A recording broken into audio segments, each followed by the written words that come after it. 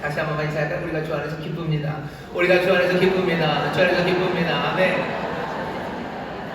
그러네요. 기쁘신 분들이 많으셔요. 근데 안 기뻐 보이는 분들도요, 보니까 기뻐하십니다. 기뻐하셔. 기쁨이 그 안에 있어요. 안에 있는데 아직 조금 뚫고 나오는데 시간이 걸립니다. 하지만 주님 우리에게 기쁨을 주시고 이 시간 소망으로 채워주시는 줄 믿습니다.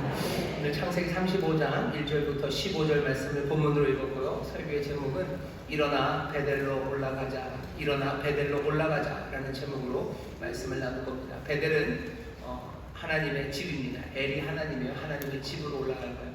우리는 하나님이 누군지 알아요. 그리고 하나님을 우리는 좀 다른 이름으로 부릅니다. 우리는 뭐라고 불러요? 아버지라고 부릅니다. 우리는 하나님을 아버지라고 부르는 사람들이요. 일어나 베델로 올라가자 라는 이야기는 결국 일어나 아버지의 집으로 가자, 아버지의 집으로 가자, 아버지의 집에 계신 아버지께로 올라가자는 그런 제목입니다. 오늘까지 우리가 창세기 말씀을 쭉 읽고 있습니다. 벌써 네 번째입니다. 야곱의 이야기를 네 주째 하고 있는데요. 다음 주에는 야곱 이야기 안 할 겁니다. 야곱 지겨워하던 분들 안심하셔요. 다음 주에는 야곱 이야기 안 합니다. 정말입니다. 오늘이 끝이에요. 오늘 설교로 끝나는 뿐만 아니라 창세기 전체에서요, 야곱 이야기가 오늘 35장에서 거의 마무리가 됩니다. 이제부터 주인공이 바뀌어요. 주인공은 야곱의 아들들입니다. 유다 이야기고요, 다른 아들들 이야기고 그 유명한 요셉 이야기입니다. 야곱이 죽지도 않았는데 죽지 않아요. 나중에 중간중간 야곱이 몇 번 나옵니다. 하지만 이제 더 이상 야곱은 주인공이 아니에요. 야곱에 대해서 하고 싶은 이야기들, 야곱을 통해서 우리에게 전하려는 메시지는 여기 창세기 35장에서 거의 마무리가 됩니다. 4주 동안 얘기했어요. 야곱의 처음서부터는 아니지만 야곱의 중요한 야복강 분이엘서부터 우리가 야곱을 보았습니다. 야복강에서 야곱은 하나님을 만나요. 분이엘 그 얼굴을 뵙죠. 그리고서는 정말로 주님을 붙잡고 매달리는 야곱의 모습을 봅니다. 매달리는 야곱에게 하나님께서 무슨 매몰차게 아주 그냥 확 뿌리치고 있다 그러지 않으셨어요. 축복하셔요. 이름을 주시고 축복하십니다. 그 이름을 주시고 축복하는 그 복된 소식 하나로요, 야곱의 삶이 변합니다. 야복강에서 하나님이 야곱에게 무엇을 주셨나 생각해 보세요. 도대체 뭘 줬길래 야곱이 바뀌었습니까? 주머니에 이렇게 두둑한 지갑을 끼워주셨어요. 사람들은 그래요. 저희 할머니들은 무슨 남자가 지갑이 튼튼해야지 허리가 펴진대요. 야곱에게 주머니에 뭘 주셨나요? 아니면 몰래 숨겨놓은 무슨 대단한 군인들을 보내주셨나요? 아니요. 거기서 이름 바꿔주시고요, 그냥 축복하셨어요. 그랬는데도 야곱의 삶은 변합니다. 그 모질이 같은 사람, 자기 자식들을 앞서야 되고 도망갈 생각하는 그 사람이요, 자기 자식들 다 뒤로 챙기고 그 죽이겠다는 이야기를 들었던 형 400명 데리고 그 형 앞에 절뚝거리며 나갑니다. 사람을 하룻밤 사이에 이렇게 바꿔놓을 수 있는 게 뭡니까? 주머니에 찔러준 두둑한 지갑이, 아니면 대단한 무슨 소대, 타이거 아미 부대. 제가 이제 군대를 알기 시작했어요. 왜냐면 제 큰아들이 군대에 갔기 때문입니다. 제가 K9 자기포를 알아요. 일포병단달, 군대를 알기 시작했어요. 제가 설교 시간에 이제 군대 얘기 많이 하면 그런가 보다 하십시오. 야곱에게 하나님이 다른 거 주시지 않았어요. 도대체 뭘 믿고 야곱은 그렇게 하룻밤 사이에 변합니까? 딱 하나, 분이에요. 하나님의 얼굴, 하나님이 나를 축복하셨어요. 하나님이 나에게 새 이름을 주셨어요. 그것 하나가 이 사람을 그렇게 바꿔놓은 겁니다. 분이엘에서 바꿨지만 그렇게 야곱이 호락호락한 사람은 아니에요. 형과 화해를 합니다. 그렇지만 베델로 가는 이야기는 기억이 나지 않아요. 아버지에게 가는 것도 아니에요. 형 따라가는 것도 아니에요. 봐요, 여기 야곱은 세겜으로 갔다고. 세겜은 풍요로운 곳입니다.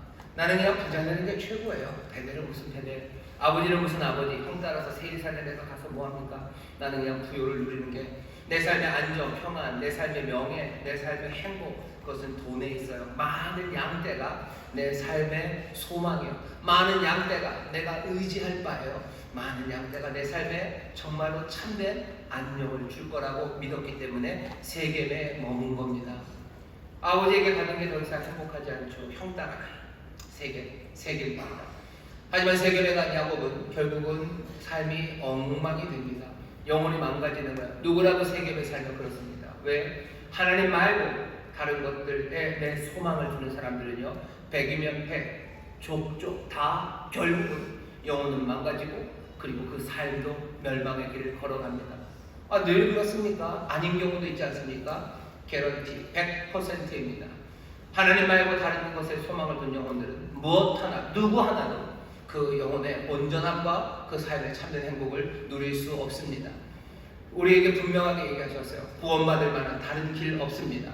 인생은 진토예요. 먼지가 몸부림쳐봐야 먼지입니다. 먼지들이 서로를 축복한다고 해서 그 삶들이 온전해지지 않습니다. 하나님의 손에 붙잡혀 있을 때 우리의 삶에 제대로 된 형태가 만들어지고요. 주께서 우리에게 생기를 불어넣으셔야 우리가 생명이 될 거고, 하나님의 은혜의 선물이 우리 가운데 있어야 우리의 삶은 풍성해집니다.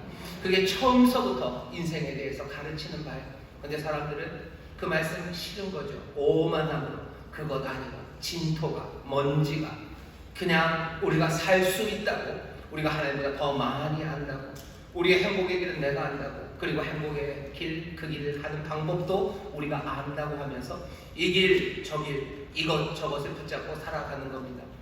결국은 하나님을 떠나는 사람들, 그래서 정말로 제대로 하나님의 뜻에 합당하게 살지 못하는 죄는 우리를 사망으로 이끌어 갑니다. 야곱이 그랬어요. 야곱이 뭘 잘못합니까? 야곱 장사 잘하는 사람이에요. 야곱 양떼를 잘 기르는 사람이에요. 세겜에서 잘 먹고 잘 살 수 있어요? 잘 먹고 잘 살 수 없습니다. 비겁해지는 거예요. 자기 딸이 납치되고 강간당해도 아무 말 못합니다. 왜? 풍요를 얻기 위해서. 풍요를 얻기 위해서는 나는 조용히 해야 되는 거예요. 내 자식들이 가서 말도 안 되는 사기를 치고 사람 죽이고 그렇게 떼강도 짓을 하고 와도 그것 하나 조목조목 야단 못 쳐요. 그냥 겨우 하는 말이 우리를 냄새나게 했다고, 여기서 이제 살기는 틀렸다고, 우리 망했다고 그 이야기 합니다. 거기까지가 우리가 지난주에 읽었던 말씀이요. 야곱은 환난을 만났습니다. 정말로 야곱의 말대로 34장 30절이죠. 망하게 되었어요. 망하게 됐습니다.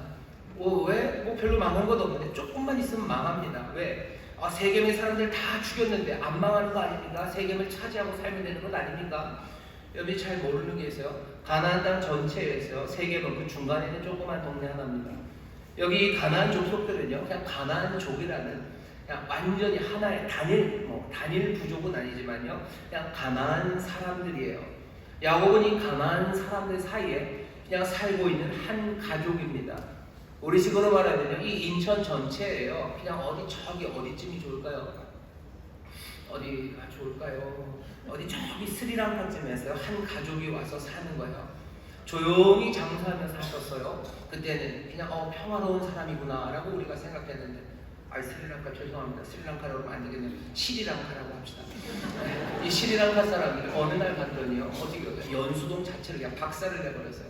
연수동에 있는 사람들 다 죽여버렸어요. 거기 있는 것들 다 뺏어갔어요. 여기 있는 이 시리랑카 가족들, 여기 인천에서 살 수 있을 것 같으셔요? 못 삽니다.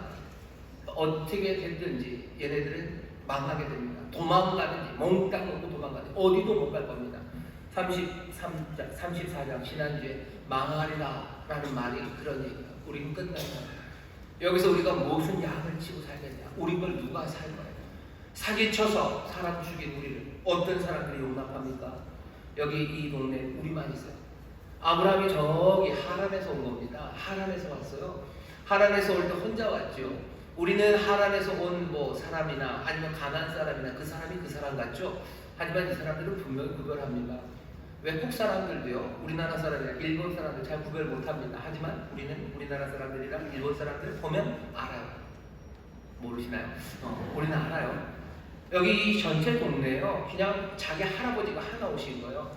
할아버지한테 무슨 하늘의 별, 바다의 모래처럼 자손이 많다고 그랬었는데 아직은 그냥 할아버지는 아들 하나 낳으셨어요. 그냥 이삭 하나입니다.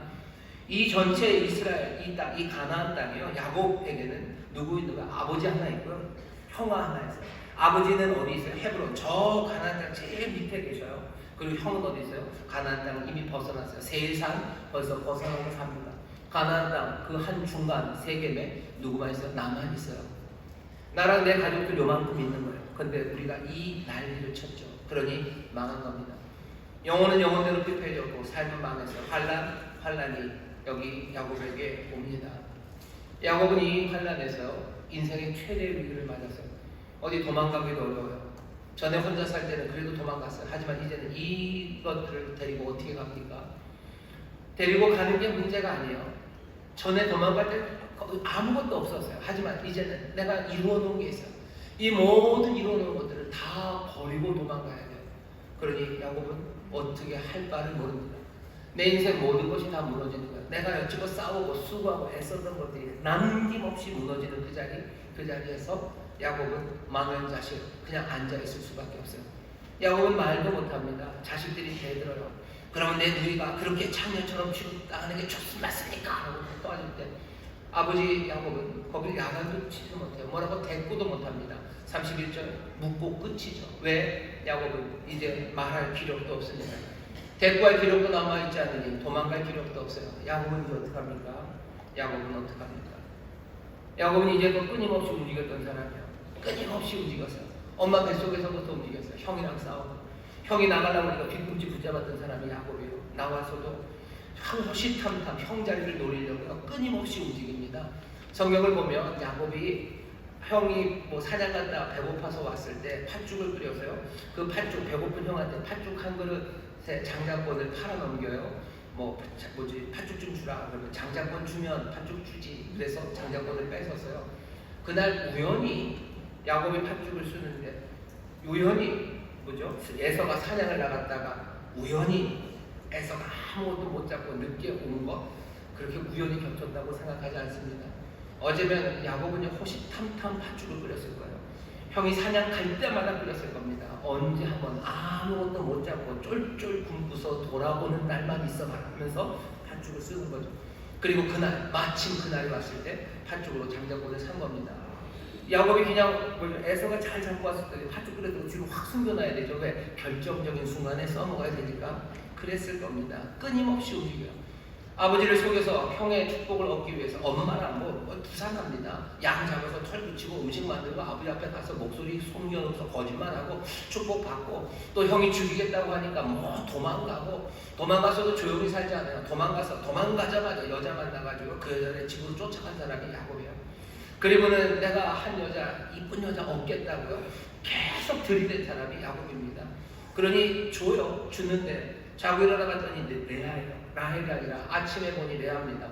아침에 보니 레아예요. 그러면 그냥 포기할 만해요. 인생이 이런 건가 보다. 그냥 이 여자랑 살아야 되라고. 야곱은 포기하잖아요. 내가 그 이쁜 여자를 꼭 얻고야 말겠다. 외삼촌에게 라헬 이 딸을 달라고. 외삼촌은 좋죠. 이렇게 달려드는 사람들 속여먹기가 쉬운 겁니다. 그러니 제안하는 거예요. 7년 14년 공짜로 일해야 되는데 야곱은 그 일합니다. 라헬을 얻기 위해서. 외삼촌이 야곱을 털어먹으려고 해요. 그러니까 야곱은 또 어떻게 해요? 또 내가 삭슬 주지 마시고 양을 달라고. 얼룩이 그거 나 달라고. 얼룩이 만들려고 기다려요. 아니요. 그냥 나무마다 다 얼룩하게 다 잘라놓고요. 그 앞으로 데려가고 비실비실한 양들 다 골라내서 그것들은 다 치워버리고. 야곱이 얼마나 바쁩니까? 야곱은 끊임없이 움직였던 사람이에요. 끊임없이 움직여서 도대체 결국 세겜에서 얻은 게 뭐예요? 망하게 된 거예요. 몽땅다. 내가 그렇게 달려가고 내가 그렇게 땀 흘리고 애쓰고 내가 그렇게 추구했던 모든 것들이 이제 다 날아갑니다. 그러니 야곱은 꼼짝 못해요. 이제는 못 움직입니다. 못 움직이는 그 시간 오늘 본문이 시작돼요. 하나님이 야곱에게 이르시되 그때 하나님이 야곱이 말하십니다. 내가 꼼짝할 수 없는 시간 그때부터 하나님이 일하시기 시작하시는데 하나님 어떻게 하셔요? 하나님 말씀하십니다. 새 일은 어떻게 시작되냐? 하나님이 말씀하시며 시작돼요. 하나님이 말씀하시며 세상이 만들어집니다. 인류를 구원하시기 위해서 말씀이 우리 가운데 오셔요. 쫄딱 망하고 영혼은 파괴되고 이 야곱에게 하나님이 말씀하시며 그 삶을 새롭게 하십니다. 오늘 우리의 삶 가운데 망하고 환난 가운데 어쩔 줄을 모르는 상황에 도대체 여기서 어떻게 내 삶이 새로워집니까? 알려드릴게요. 하나님의 말씀이 우리 가운데 새 일을 시작합니다. 하나님은 언제 말씀하십니까? 하나님은 언제나 말씀하십니다. 사실은 하나님이 야곱에게 베델로 오라고 말씀하시는데요. 이 말이 오늘 처음 하신 말이 아니에요. 이전서부터 하나님은 야곱을 베델로 오라고 부르셔서 그 얘기가 이제 들리기 시작한 겁니다. 내 삶의 새로운 일이 언제 시작돼요? 변함없이 말씀하시는 은혜의 하나님이 내게 말씀하시는 그 말씀이 내게 들리기 시작할 때 그때부터 내 삶은 새로워집니다. 혼란과 깊은 어둠이 태초에 있었어요. 그 시간이 얼마나 길었는지 모릅니다. 하지만 그 태초의 어둠, 깊음, 혼란 그 가운데 하나님의 말씀이 울려 퍼지고 들려지기 시작할 때 그때부터 빛이, 하늘이, 궁창이, 그리고 바다가 그 가운데 있는 모든 것들이 새로운 질서와 새로운 창조가 시작됐어요. 여러분, 하나님 말씀을 그치십니까? 하나님 말씀을 그치지 않으셔. 이 세상은 새로움으로 채워질 수 있습니까? 예, 채워질 수 있습니다. 근거와 이유는 딱 하나. 말씀하시는 하나님, 그 하나님이 계시기 때문이에요. 말씀하시는 하나님, 놀라우신 하나님의 말씀, 그리스도가 우리 가운데 있으니 여러분들 새로움에 대한 꿈을 절대로 접지 마시기를 주의 이름으로 축원합니다. 주의 이름으로 축원합니다. 새로운 건 없을 거라고. 새로운 건 없을 거라고. 뭔가 변화는 없을 거라고. 내가 얘기하고 내 삶 주변이 얘기하고 내 과거가 얘기하고 어쩌면 세계상에서 제일 똑똑한 사람들이 그 이야기를 할지라도 여러분 그 이야기에 고개 끄덕여 주지 마셔요. 세상에 새로움이 시작될 수 있습니다. 왜? 우리에게는 소망 없을지 모르고 우리에게는 그 힘과 능력, 우리는 그것을 꿈꿀 수조차 없을 때라도 여기 말씀하신 하나님, 하나님의 말씀, 놀라우신 그리스도, 우리 주님이 계시니 세상은 새로워질 수 있습니다. 새 일은 말씀으로 시작됩니다. 하나님 말씀하셔 야곱에게 말합니다. 야곱이 청한 것 아니에요. 야곱이 묻지도 못했어요. 야곱이 어떻게 묻습니까? 망하게 된 사람, 말도 못하고 대답도 못하는 사람이 어떻게 물을 거예요? 그러다 하나님이 말씀하셔 내 삶에 무너진 그 시간에 내가 구하지도 않았을 때는 내 영혼 가운데 나를 부르시고 나에게 말씀하시는 주의 음성이 들립니다. 여러분들 그 환난의 시간은 새벽 종이 탁탁탁탁 하고 치는 시간이에요. 하지만 새벽 종이 울리고 새 아침이 밝아도 모든 사람들이 다 새 마을을 밖으로 나가는 건 아닙니다. 여기 그 말씀이 들려올 때요, 내 영혼이 그 음성을 주의 음성으로 듣는 은혜, 그 은혜가 우리 가운데 있어야 해요. 오늘 여기 계신 여러분들 제가 압니다.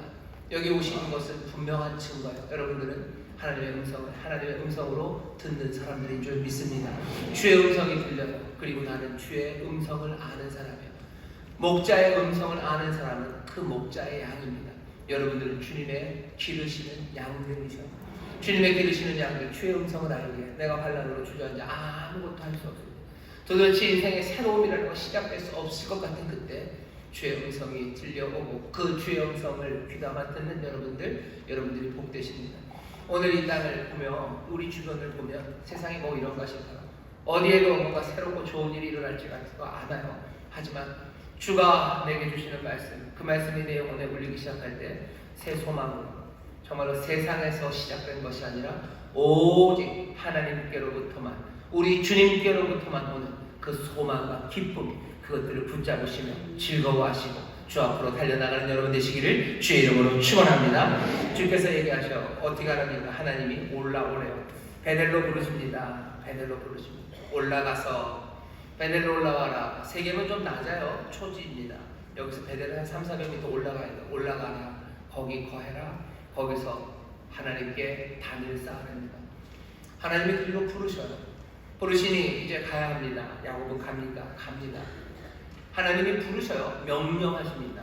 여기 하나님의 부르심이 그냥 무슨 부드러운 그냥 뭐 사랑한다라고 하지 않으셔요. 여기 잘 보셔요.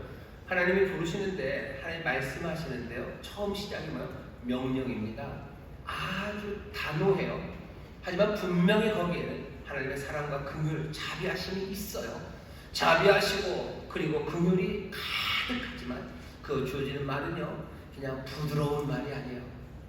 아이고 고생 많았네 라는 게 아니에요. 뭐라고 그러시는 거예요? 너 올라와라 라고 단호하게 얘기하십니다. 하나님의 명령을 여러분들 하나님 너무 딱딱하라고 얘기하지 마세요. 사랑이 많으시니까요 우리에게 단호하게 명령하십니다. 우리의 삶에 오실 때 그래요. 회개하라고 얘기하셔. 회개하라. 너 이리로 와라 라고 얘기하셔. 여러분들 하나님의 그 단호한 명령, 그 규례와 법도 어쩌면 이 길로 와라라는 어쩌면 그 폐쇄적이고 배타적인 그 이야기를 하나님 너무 딱딱하셔라고 생각하지 마세요. 긍휼과 자비하심으로 우리에게 오셔서요 우리에게 분명하게 명령하십니다. 왜? 그것이 우리를 살리는 길이기 때문에 그렇습니다. 살리는 길이 있을 때 명령은 단호해야 되는 거예요. 살리는 길을 모르니까 애매하게 얘기하는 거예요. 그냥 부드러운 얘기밖에 할 말이 없는 거죠. 그냥 나는 너랑 같이 아프고 싶어. 너 아픈 자리에 나도 같이 있겠다.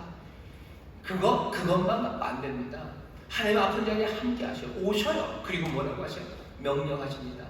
여러분들 하나님의 명령, 주가 주시는 그 명령을 여러분들 기쁨으로 받으시고 감사함으로 받으시기를 주의 이름으로 축원합니다. 올라오라고 얘기하셔. 거기 거해라. 하나님 앞에 단을 쌓아. 분명한 명령을 주시고요. 야곱은 그리로 올라갑니다. 올라가는데 그냥은 아니에요. 쫄래쫄래 올라갈 수 없어요. 야곱은 어떻게 올라가야 되는지 압니다. 미리 하나님으로부터 이렇게 하라는 말씀을 들은 건지 아니면 이 아픔 가운데 깨달은 바가 있든지 야곱은 베델로 올라가기 위해서 준비가 필요함을 알아요. 우리도 오늘 이 이야기에 귀를 기울여야 됩니다. 보시죠. 어떻게 하나? 2절입니다.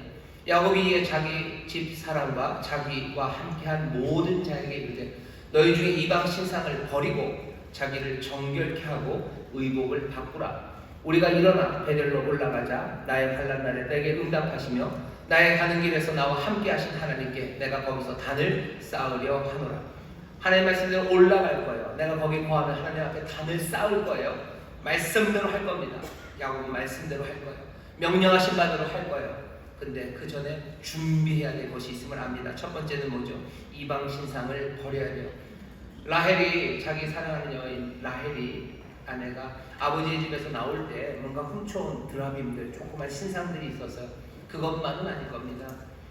야곱은 자기가 모든 우상을 버려야 됨을 이제는 인정합니다. 버려야 돼요. 우상을 들고 아버지의 집으로 갈 수는 없습니다. 세겜에는 내가 우상을 들고 살 수 있어요. 아니, 내가 우상을 섬겼기에 세겜에 머무른 겁니다. 베델로 가려면, 하나님의 집 거기에 가려면 나는 우상을 가지고 가지 못합니다. 우상들 버리셔야 돼요. 그리고 4절 보면요, 우상은 묻어버립니다. 그들이 자기 손에 있는 모든 이방 신상과 자기 귀에 있는 보리를 야곱에게 주는지라 야곱이 그것을 세겜 근처 상수리 나무 아래에 묻고, 귀에 있는 보리들, 귀걸이들이죠. 귀걸이를 왜 빼지?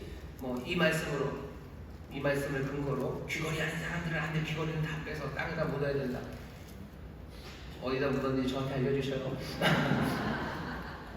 왜 이 귀걸이입니까? 아마도 세겜에서 뺏은 걸 거예요. 세겜에서 뺏은 걸 거고, 세상에서 내 부유함을 자랑하기 위해서 세상과 어울리면서 했던 것, 의복을 바꾸면서 세상 방식대로 살았던 그 삶의 모습들, 그것들입니다. 그것들을 다 어떻게 묻어버립니다. 묻어버려요. 이방신을 버리는 건 묻어버리는 겁니다. 왜 묻어요? 왜 묻습니까? 묻어버리는 건 나중에 베델로 갔다가 다시 내려와서 그거 다시 파가려고요. 그래서 묻어버리는 건 보관용입니까? 어떤 사람들은 베델로 오면서요, 자기 이방 신상을 묻어버려요. 어떻게? 왜? 다시 가져가려고. 나중에 다시 가져갈 겁니다. 항상 플랜 B가 필요한 거죠. 베델로 갔다가 별 볼 일 없으면 나는 와가지고 이 이방 신상 꺼내가야 돼요. 나는 세상의 즐거움을 나는 아직 놓치지 않아요. 하나님 앞에 더 큰 기쁨이 돼서 가보긴 가보겠지만 내 삶에 만족을 주지 않으면 난 다시 이리로 올 거예요. 그래서 잘 모셔놓은 겁니까? 아니요. 이방 신상은 묻어버리는 얘기는, 묻어버리는 건 그런 거 아닙니다. 묻는 건 그냥 버리는 거예요. 뭐처럼? 아무 가치 없는 것처럼 폐기해버리는 거예요. 이방의 모든 신들이 지금 여기 매장당하는 겁니다. 아무것도 아닌 것처럼 버림받는 겁니다. 조금 비유가 그렇지만 그냥 똥 묻듯이 묻어버리는 거예요. 배설물 버리듯이 그냥 벗고 그냥 흙 덮어버리는 거예요.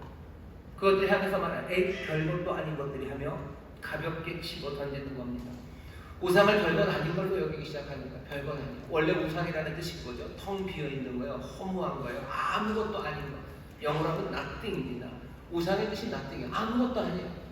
이건 아무것도 아니었네 하고 버리고 가는 거지. 이것을 두려워해서 묻는 것도 아니고 소중히 여기서 묻는 것도 아니고 플랜 B로 숨겨놓는 건 아니에요. 아무것도 아니에요. 내가 하나님의 집으로 가려면 세상의 모든 우상들은 아무것도 아니라고 버리고 가야 됩니다. 근데 그게 쉽지 않아요. 우상을 버리긴 버리는데 아까워요. 그리고 이건 조금 그렇게 아무것도 아닌 것 같지는 않은 거예요. 왜? 본래 우상이라는 게 꽤나 좋기 때문입니다. 사람들에게 인정받는 게 얼마나 좋습니까? 명예로운 삶이 얼마나 좋아요. 명예가 우상이 되기가 쉬워요. 이거 명예? 세상 명예 아무것도 아니야. 이거 똥 같은 거네. 버려도 돼. 휙 집어던지고. 사람들이 명예를 그렇게 숭상했다면 내게는 아무것도 아니라고 집어던지고 가는 거예요.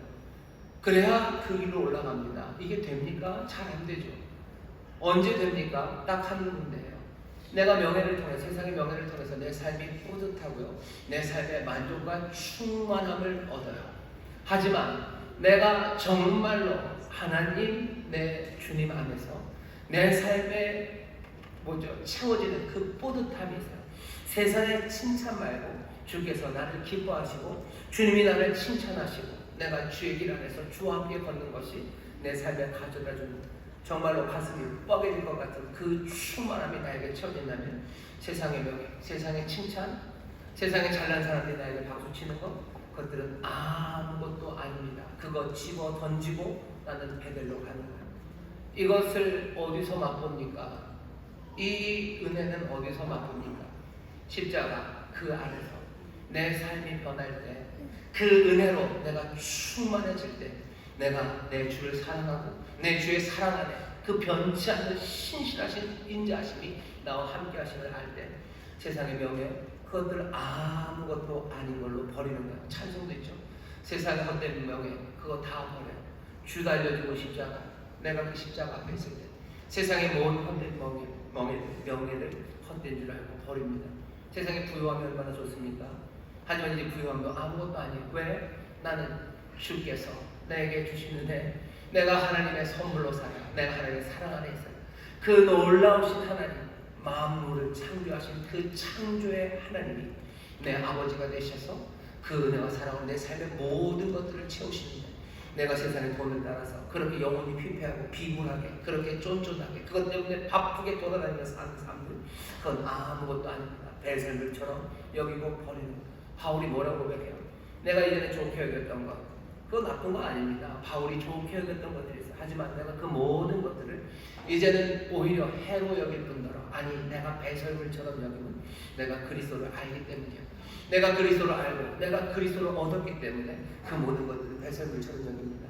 내가 이방 신상을 묻기 위해서는요, 정말로 내가 그리스도를 알지 않아요. 그리스도 은혜 모르면 나는 베델로 갈 수 없습니다. 베델로 못 가요. 이방 신상을 버리고 묻어버리고 못 가요. 들고 갈 겁니다. 주머니에 들고 갈 거예요. 오늘 여러분도 이방 신상들 주머니에 들고 오신 분들이 있어요. 이분은 주님이 내 모든 소망이라고, 주님이 내 삶의 모든 것이라고 말하지만 주머니에는 여전히 돈이 내 삶에 어느 정도 채워줄 거고, 사람들에게서 칭찬받고 사람들이랑 노는 즐거운 쾌락, 쾌락이라고 하니까 뭔가 굉장히 뭐가 그런 것 같은데, 난 즐거움을 쫓아가는, 인생의 즐거움을 쫓아가는 게 뭐가 문제냐고 그래서 주머니에 가져오셨죠. 여러분들 그렇게 와서는 하나님 베델로 올 수 없습니다. 베델로 올 수 없어요. 베델로 오라고 코앞에 있었어요. 세겜에서 베델이 정말 가깝습니다. 뭐 그래봤자 뭐 한 몇십 킬로 되지만 그래도 가까워요. 거기 못 가는 이유가 뭡니까? 우상을 버릴 수 없어요. 이 이방 신들을 버릴 수 없으니 못 가는 겁니다. 아니 와도 하나님의 집에 제대로 온 것은 아닙니다. 자신을 정결케 하는 것도 마찬가지예요. 우리가 스스로 어떻게 정결케 합니까? 우리에게 우리를 정결케 할 만한 뭐가 있습니까? 없어요. 우리를 정결케 하는 건 딱 두 가지죠. 예수 그리스도의 보혈이요, 그리고 성령께서 우리를 물을 뿌리시는 것. 주의 보혈과 그리고 성령의 도우심으로 우리를 정결케 합니다. 주의 은혜 없으면 못 갑니다. 의복을 갖고 그래요. 의복 받고 입을 옷이 있습니까? 그 옷이죠. 여기 세겜에서 입었던 옷이요, 세겜의 옷 말고 우리가 다른 옷이 있어요. 세겜의 삶의 방식 말고 다른 삶의 방식이 있어요. 그냥 어떤 사람들은 뭐 명예를 쫓아가는 삶의 방식, 누구는 뭐 사람들에게서 명예 그거 대신에 돈을 쫓아가는 삶의 방식, 아니면 쾌락을 쫓아가는 삶의 방식, 그것도 아니고 허물을 즐기는 삶의 방식, 그런 세겜의 방식들 말고 우리에게 삶의 방식이 있습니까? 우리가 하나님의 자녀처럼 영원한 것들을 바라보는 그 하늘의 의를 따라가는 삶의 방식, 그 옷이 우리 가운데 있으니까 옷을 갖고 입어봐야 세겜의 옷 아닙니까? 그냥 사람들에게서 인정받는 거 하다가 그거 안 되면 에라 모르겠다, 돈 따라가겠다, 돈 따라가다 그거 안 되면 에라 모르겠다, 쾌락을 따라가겠다, 그것도 안 되면 허물을 쫓아가기 시작하는 거예요. 그 옷 말고 우리에게 다른 옷이 없어요. 우리가 의복을 갖고 입어야 베델로 올라간다는데, 그 준비가 된다는데, 그 준비는 누가 하신 거예요? 하나님께서 누구를 통하여? 그 아들이신 예수 그리스도를 통하여 우리에게 의의 옷을 입혀주셨어요. 새 삶을 우리에게 주셨어요. 새 삶의 방식을 우리에게 주셨어요. 아래 것이 아니라 위의 것을 삼으며 살아가는 삶의 방식을 우리에게 주신 거예요. 우리가 베델 수많은 사람들이 베델을 지나갔겠죠. 하지만 정말로 거기를 하나님의 집으로 복되게 그곳에 거하는 사람들은 이방 신상 버리고 자기를 정결케 하고 의복을 받고 입은 사람들입니다. 여기 수많은 사람들이 와요. 우리 교회에 주워 오시면요, 여기 20년 만이죠. 우리 교회에 와서 구원받은 영혼들과 25만 7천입니다. 바라기는 25만 7천이 몽땅 이방 신상을 버리고 자기를 정결케 하고 의복을 받고 있고 여기에서 하나님을 만났습니다. 그 사람들은 정말로 세상에서 만들 수 없고 세상이 꿈꿀 수도 없었던 그 귀한 삶을 누렸을 거라고 저는 믿습니다. 바라는 건 오늘 여기 있는 우리 모두가 정말로 이방 신상 버리고 자기를 정결케 하고 의복을 바꾸는 이 준비가 된 사람들, 오직 예수 그리스도 안에서 그리고 성령의 능력으로 여러분들이 하나님의 집에 나온 사람들 계시기를 주의 이름으로 축원합니다. 주의 이름으로 축원합니다. 여러분, 여기가 그럴 때 베텔 하나님의 집이 되어 아버지의 집으로 오는 것은 오직 주님만으로 됩니다. 그리스도와 함께 그리스도를 통하여 그리스도 안에서밖에 올 수 없어요. 요한복음에서 그러죠. 내가 간다, 내가 가는 곳 너희가 아니까, 내가 가는 길도 알지, 너희도 오는 길 알지. 도마가 아니요, 무슨 소리를, 가는데도 모르는데 가는 길을 어떻게 합니까? 예수님이 답답하셔요. 하지만 얘기합니다. 나 아버지께로 간다. 그러니 너희들도 올 때가 어디요? 너희들도 아버지께로 와야 된다. 내 아버지 집에 거할 곳 많다. 너희들 거기 오면 된다. 가는 길 내가 길이고 내가 진리고 내가 생명이다. 나로 말미암지 않고는 아버지께로 갈 자가 없다. 베델에 어떻게 합니까? 아버지의 집에 어떻게 합니까? 아들이신 예수 그리스도 그리고 그리스도의 성령님의 놀라우신 능력 없이는 갈 수 없습니다. 하지만 여러분 염려하지 마세요. 주의 은혜가, 그리스도의 놀라우신 사랑과 성령의 임재가 오늘 우리 가운데 여러분들과 함께 하시니 여러분 기뻐하시고 이 베델로 올라가시기를 주의 이름으로 축원합니다. 베델로 올라가시기를 주의 이름으로 축원합니다. 세상 모든 우상 다 묻어버리고 정결하게 하시는 주를 믿으며 여러분들 하나님의 의를 따라서 한 걸음 한 걸음 하나님 앞에 가셔요. 우리는 그렇게 갑니다. 야곱처럼 그렇게 갑니다. 올라갔더니만 하나님은 뭐 하셔요? 베델로 왔어요. 그래서 베델에서 하나님 앞에 예배합니다. 그 하나님 뭔가 주셔야죠. 뭐 하시죠? 하나님이 하시는 건 이런 거예요. 처음에는 말씀하시면 명령하셨죠.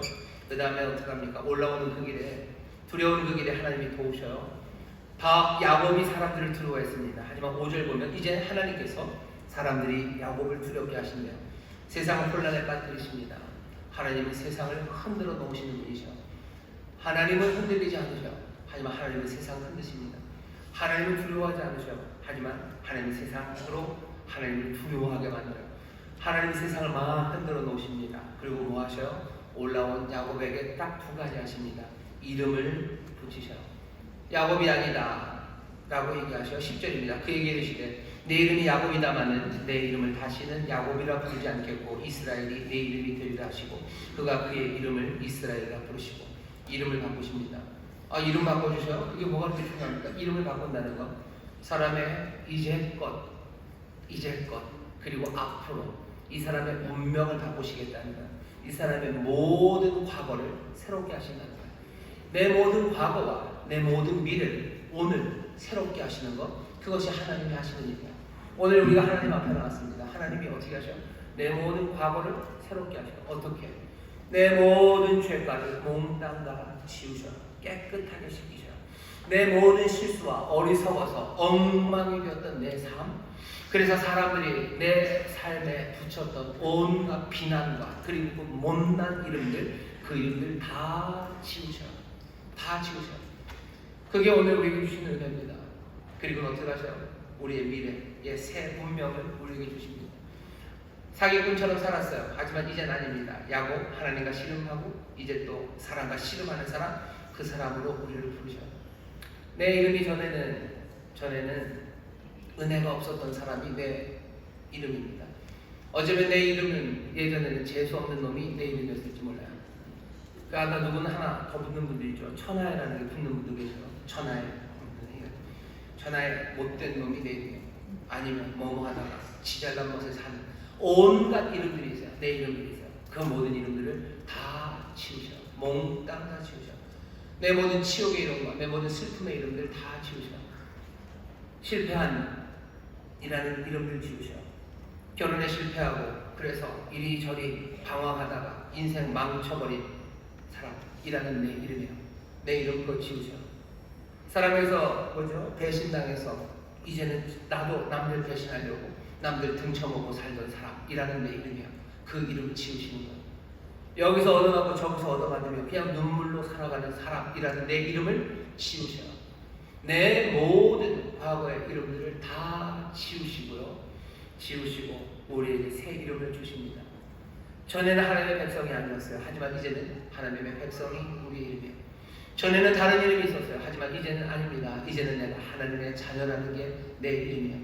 하나님의 은혜 안에 거하는 자, 하나님과 동행하는 사람, 하나님의 약속 안에 있는 사람, 그 사람이 내 이름입니다. 내 운명을 바꿔놓으셔요. 베델에서 우리가 듣는 것, 내 이름이 바뀌었다는 것, 그리고 나를 축복하십니다. 뭐라고 축복하셔요? 생육하고 번성하래요. 아브라함에게 주었던 그 모든 축복을 이제 너에게 준대요. 그게 여기 베델에서 하나님이 하시는 일입니다. 하나님 뭐 하셔요? 이름을 바꾸셔요. 그리고 약속을 주십니다. 놀라운 것 같지만 사실 그게 다예요. 그게 다입니다. 여러분들 베델에 와서 뭘 바라셨어요? 뭐 주머니에 쭉 찔러 넣어주는 두툼한 지갑, 그래야지 허리도 펴지고 가슴도 펴지니까.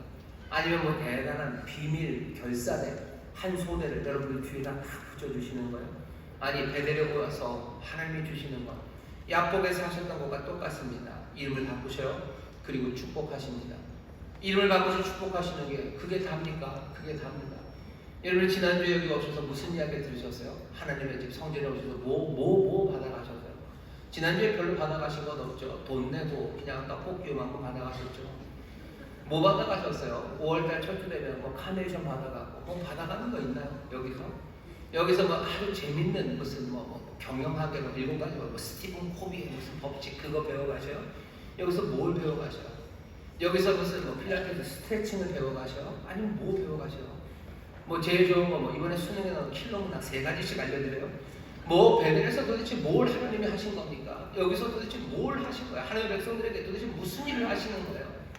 야곱에서도 그렇고 이 베델에서도 그렇고 어쩌면 오늘 여기에서도요 같은 일을 하셔요. 우리의 이름을 바꿔 불러주시고요. 우리의 운명이 바뀌었다고 얘기하셔요. 그리고 우리에게 하나님 주신 약속, 그 약속을 다시 말씀하셔요. 이걸 뭐라고 불러요? 이걸 복음이라고 불러요. 우리에게 복음을 전하셔요. 내가 너를 사랑한다고 얘기하셔요. 네 운명이 그냥 쓰러져가는 운명이 아니라 하나님이 온 세상의 피조물들을 온전하게 하시는 모든 피조물에게 생명으로 가득하게 하는 그 일이 너를 통해서 너와 함께 이 일을 이루시겠다는 그 복된 소식, 이 복음을 우리에게 전해주시는 거예요. 그게 다입니다. 하지만 이 복된 소식은 누가? 하나님이 임재하시는 가운데 우리에게 전하시는 거예요. 오늘 우리는 여기서 누구에게? 하나님 얘기를 들어요.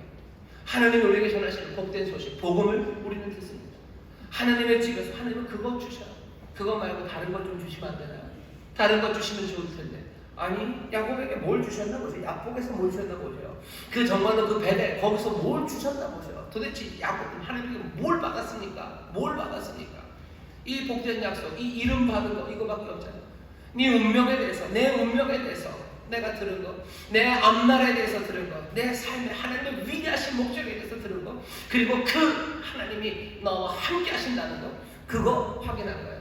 그게 우리가 받은 복음입니다. 그러면 어떻게 해요? 이 사람은 살아가기 시작해요.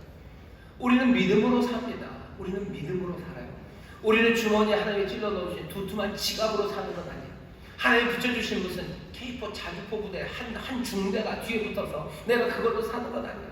하나님이 나에게 주신 건 새 이름, 그리고 하나님이 나에게 주신 약속, 나에게 그거 있어요. 나는 믿음으로 삽니다. 이전부터 믿음의 사람들은 그렇게 살았어요. 오늘의 설교의 마지막입니다. 믿음의 사람들. 그래서 어떻게 해요? 점점 삽니다. 이건 제가 만든 말이에요. 만들고 보니까 그렇게 썩 마음에 들지는 않지만 급조한 말입니다.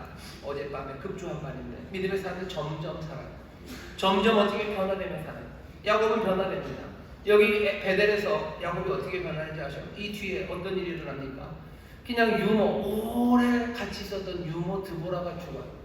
라헬이 죽어요. 애기 낳다 죽어요. 그리고 아버지, 결국은 만난 아버지 죽습니다. 그게 35장 야곱의 이야기의 끝이에요. 그 중간에 첫 아들 장자 르우벤은요, 라헬의 몸종 빌하, 그러니 어떻게 보면 뭐 엄마입니다. 뭐 자기를 낳아주진 않았지만 자기 아버지, 그러니까 뭐 그런 엄마예요. 그 엄마를 어떻게 또 근친상간을 합니다. 베델에서 하나님의 약속을 받았는데 왜 이런 일이 일어납니까? 왜 이런 일이 일어납니까? 왜 이런 일이 일어나는지 모릅니다. 왜? 이건 설명이 안 돼요. 점점이 있어요. 띄엄띄엄 있어요. 하나님의 약속을 받고 하나님의 자녀예요. 그럼 내 모든 삶은 이 세상에 복이 되고 생명이 얼대 넘치게 하고 생육하고 번성하는 삶으로 아주 빈틈없이 다 말이 되게 그냥 쫙 그렇게 갑니까? 아니요. 왜 갑자기 드보라가 죽는지, 왜 라헬이 그렇게 슬프게 애를 낳다가 산독 가운데 죽는지, 왜 그런 일이 일어납니까? 생육하고 번성하려는데, 그러면 라헬이 막 요셉 말고 나머지 아들도 막 쑥쑥쑥 낳고 나이 많았던 드보라가 막 젊어지고 아버지도 건강해지고 문제 많았던 아들들이 막 효자가 되고 그래야 되는 건 아니에요. 아니요, 그러지 않아요. 뜸벙 이상한 일들이 생겨요. 물론 마지막 아들 베냐민도 생깁니다. 베냐민이 태어나요. 하지만 또 죽고 슬퍼하는 일이 있습니다. 양분 변합니까? 변합니다. 라헬이 죽으면서 이 아들의 이름이 슬픔의 아들 베노니라고 이르죠. 야곱은 고개를 설레설레 치고 흔듭니다. 예전 같으면 라헬, 내가 사랑했던 아내가 마지막 나오면서 슬픔으로 지었던 이름을 그대로 수용할 거예요. 하지만 야곱은 아니. 야곱이 11아들을 몽땅 다 자기가 이름 지은 거 아니에요. 베냐민만 야곱이 이름 짓습니다. 아니라 베냐민이다. 베냐민은 오른손의 아들이에요. 오른손은 힘입니다. 라헬은 낙타가 힘없어서 죽었어요. 슬픔의 아들입니다.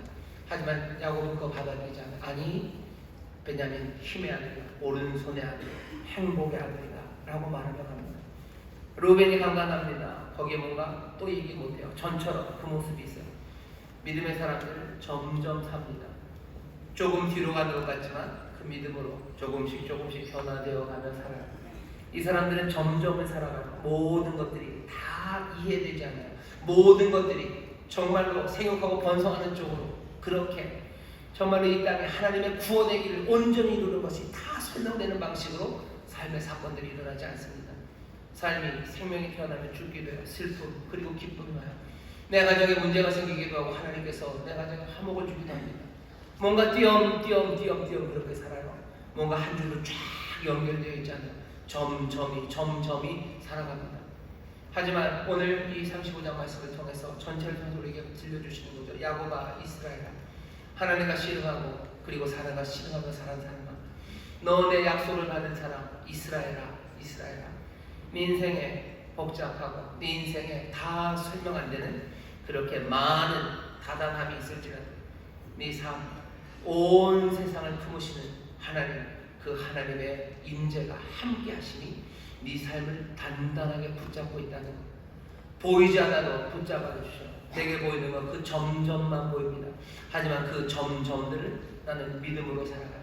믿음의 사람은 점으로 살아갑니다. 이 사람들은 결국은 어디로? 하나님께서 이 여정을 하나님의 놀라우신 목적 그리고 하나님의 그 온전하신 아버지의 집으로 이끌어 가시는 거예요. 믿음의 사람들은 본향으로 갑니다. 믿음의 사람들은 베델, 하나님의 집, 아버지의 집으로 가요. 믿음의 사람들은 엘베델, 하나님의 집의 하나님, 아버지의 집에 계신 그 아버지에게로 갑니다.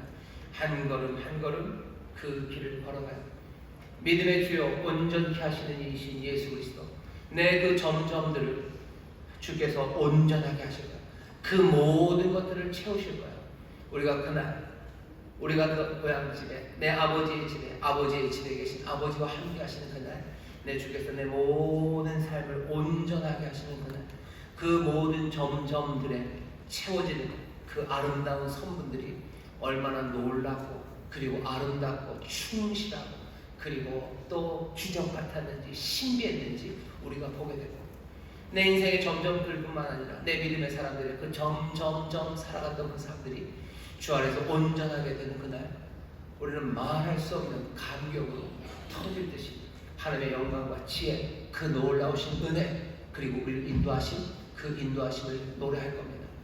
우리는 그 믿음으로 살아가는 사람들이에요. 여러분들 베델에서 주의 약속을 붙잡으십시오. 그리고 믿음으로 주가 함께 하신 이 점점의 시간들에 정말로 맞아요. 나는 점점 살아갈 겁니다. 본향을 향하여 주 앞으로 나아갑니다. 실망하지 마세요. 믿음을 격려하시며 하나님 나와 함께 하시니 그 명령 듣고 세상 흔드시는 주님, 그 주님을 찬송하시고 내게 약속하시는 주님, 내 삶에 새 이름을 주시는 주님, 그 주님과 함께 믿음으로 걸어가는 사람들 되시길, 그런 하나님의 자녀, 하나님의 백성들 되시기를, 그렇게 하나님과 씨름하고 사람들과 씨름하며 살아가는 믿음의 사람 되시기를 주의 이름으로 축원합니다. 기도하겠습니다. 하나님 감사합니다. 하나님께로 나왔을 때 우리에게 주시는 것이 무엇인지 주여 오늘 우리에게 분명하게 보게 하시니 복음을 말하시는 놀라우신 하나님, 그 하나님을 만나는 주여 그 귀한 복을 우리에게 누리게 하여 주옵시고, 우리가 함께 주 앞에 나와 그 귀하신 명령과 그 약속의 말씀 붙잡아 두려움 없이 아버지의 믿음으로 본향을 향하여 걸어가는 하나님의 사람들, 심륜에 빠져 뒤로 물러나는 일 없이 주여 주를 바라보며 간절히 기도하며 선한 길을, 하나님의 의를 따라 주여 씨름하며 나가는 믿음의 사람들 되게 하여 주옵소서. 그 길에 하나님의 능력이 함께 하실 줄 믿습니다. 그 길에 하나님의 놀라우신 약속이 함께 하실 줄 믿습니다.